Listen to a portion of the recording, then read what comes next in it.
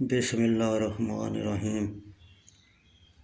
بخاری شریف جلد دوم باب 387۔ نبی اکرم صلی اللہ علیہ وسلم کا ارشاد گرامی۔ حضرت ابو بکر صدیق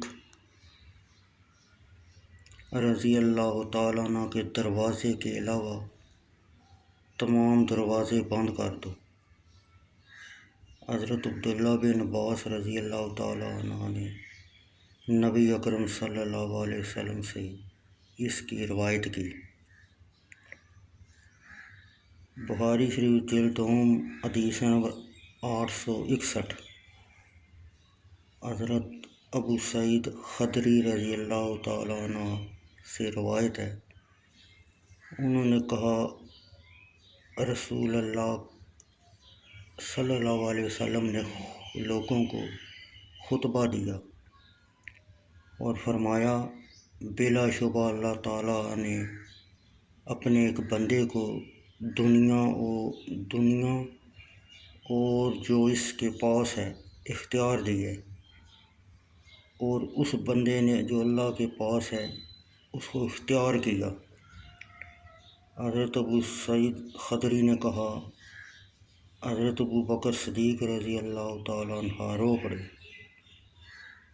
اور ہم نے ان کے رونے پر تعجب کا اظہار کیا کہ رسول اللہ صلی اللہ علیہ وسلم تو ایک بندے کے متعلق خبر دے رہے ہیں جسے اختیار دیا گیا۔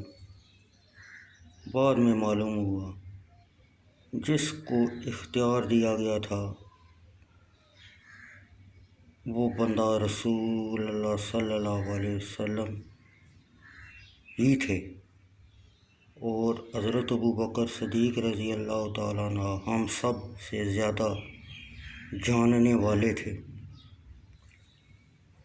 رسول اللہ صلی اللہ علیہ وسلم نے فرمایا، اپنی صحبت اور اپنے اعمال میں مجھ پر سب سے زیادہ احسان حضرت ابو بکر صدیق رضی اللہ تعالیٰ عنہ کا ہے، اور اگر میں سوائے اپنے اللہ کے کسی کو خلیل بنانا چاہتا تو حضرت ابو بکر صدیق رضی اللہ تعالیٰ عنہ کو اپنا خلیل بناتا، لیکن ان سے محبت اخوت اسلامی ہے۔ مسجد میں کوئی دروازہ باقی نہ رہنے دیا جائے سوائے حضرت ابو بکر صدیق رضی اللہ تعالیٰ عنہ کے دروازے کے۔